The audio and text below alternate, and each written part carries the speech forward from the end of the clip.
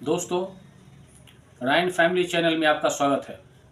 मैं हूं हारून रशीद। इस चैनल में शिक्षकों का न्यूज़ आपने बहुत सुना होगा। उसी में शिक्षित बेरोजगार लोग कमेंट दिए हैं कि सर आपकी बड़ी कृपा होगी कि शिक्षित बेरोजगारों के लिए एज में रिलैक्सेशन से संबंधित आप आवाज़ उठाइए। तो इसीलिए मैं ये वीडियो के माध्यम से आवाज़ उठा रहा हूँ। आप हमारे इस चैनल को ज़्यादा से ज़्यादा आप शेयर कीजिए। इससे पहले मैं कहना चाहता हूँ एक कवि कि किसी को नीचा समझोगे, किसी को ऊंचा समझोगे, किसी को नीचा समझोगे, किसी को ऊंचा समझोगे, किसी के हक के मारोगे, भरम ना हक फैलाओगे तो लोगों को गंवाओगे, अकेले होते जाओगे। ये खुसूसी तौर पर मैं जो स्नातक क्षेत्र से जो जीते हुए हैं एमएलसी, माननीय नीरज कुमार जी, माननीय दिलीप कुमार चौधरी जी, देवेश चंद्र ठाकुर जी और डॉक्टर एन.के. यादव जी, ये स्नातक क्षेत्र से जीते हुए हैं। और जो शिक्षक क्षेत्र से जीते हुए हैं उनको भी मैं आकर्षित होकर के कहना चाहता हूं। जिस तरह से पटना शिक्षक क्षेत्र से जीते हुए हैं नवल किशोर यादव जी, और दरभंगा शिक्षक क्षेत्र से जीते हुए हैं डॉक्टर मदन मोहन झा जी, तिरहुत शिक्षक क्षेत्र से जीते हुए हैं संजय कुमार सिंह जी, और सारण शिक्षक क्षेत्र से जीते हुए हैं केदारनाथ पांडे जी। मैं आठों माननीय एमएलसी को ध्यान आकृष्ट करते हुए कहना चाहता हूं, दोबारा पंक्ति कहना चाहता हूं। दोबारा पंक्ति क्या कहना चाहता हूं? किसी के हक के मारोगे, भरम ना हक फैलाओगे तो लोगों को गंवाओगे, अकेले होते जाओगे। जरा सी दिल से पूछो, तसल्ली से सुनो सबकी, तसल्ली से कहो अपनी, अगर यूं ही तैश खाओगे, अकेले होते जाओगे। कहने का मतलब ये हुआ, माननीय एमएलसी महोदय, माननीय शिक्षा मंत्री महोदय, आपके विभाग में, शिक्षा विभाग में लेट से बहाली निकाल रहा है। टीआरई 3 का एग्जामिनेशन हुआ आपके गलती की वजह से, बीपीएससी के चेयरमैन के गलती की वजह से, और शिक्षा विभाग के पाठक के अपर मुख्य सचिव की गलती से ये क्वेश्चन लीक हो गया, जिस कारण ये वैकेंसी कैंसिल हो गया। और जब कैंसिल हो गया तो कुछ लोगों का एज एक्सपायर हो गया। एक्सपायर के कारण वह अप्लाई करने से वंचित हो गया। आप ही के दरबार में मैं इंसाफ मांगता हूं कि वैकेंसी जब कैंसिल हो गया, एज एक्सपायर हो गया, तो गलती किसका है? गलती छात्र का है? गलती बेरोजगारों का है? आप जरा दिल से सोचिए।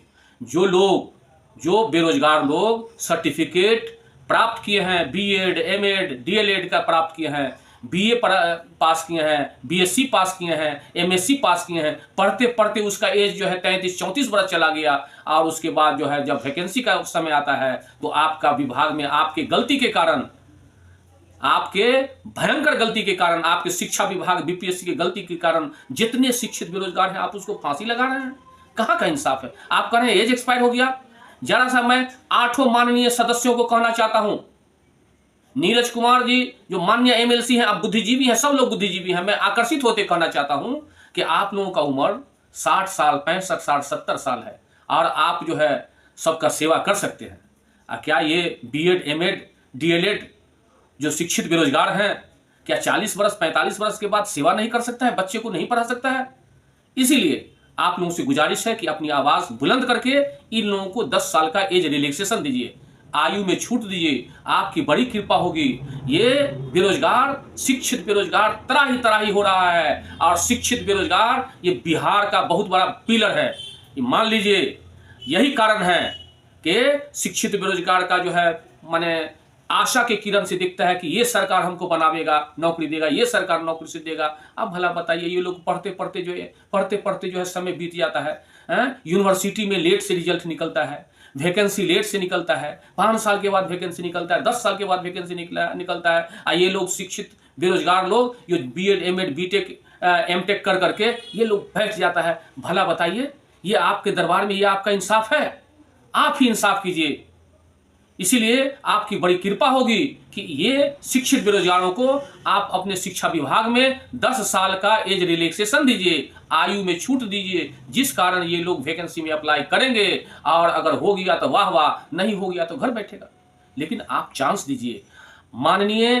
माननीय स्नातक क्षेत्र से जो 4 एमएलसी जीते हैं, और शिक्षक क्षेत्र से जो 4 एमएलसी जीते हैं, उन लोगों से मैं हाथ जोड़ के प्रार्थना करता हूं कि आपकी बड़ी कृपा होगी कि इन लोगों के शिक्षित बेरोजगार का जो सर्टिफिकेट जो रद्दी के डस्टबिन में चला गया है उसका वैल्यूएशन बढ़ा दीजिए। आपका भी भगवान भला करेगा, इन लोगों को भी भगवान भला करेगा। कम से कम एग्जामिनेशन लेने का तो चांस तो दीजिए। आप एग्जामिनेशन लेने का चांस दीजिए। ये लोग क्या करेगा, कहाँ जाएगा?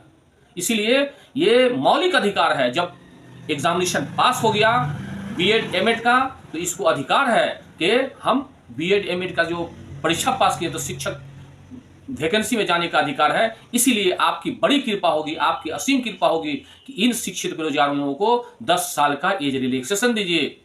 इसके साथ मैं अपनी बात खत्म करता हूं। आप हमारे इस वीडियो को इतना शेयर कीजिए कि कम से कम चारों शिक्षा जो क्षेत्र से जीत करके आए माननीय एमएलसी और स्नातक क्षेत्र से जो जीत करके आए एमएलसी उन तक पहुंच जाए। और ये लोग चाहेंगे तो निश्चित ही इंशाअल्लाह एज में रिलैक्सेशन 10 साल के लिए करवा देंगे। जय हिंद, जय भारत।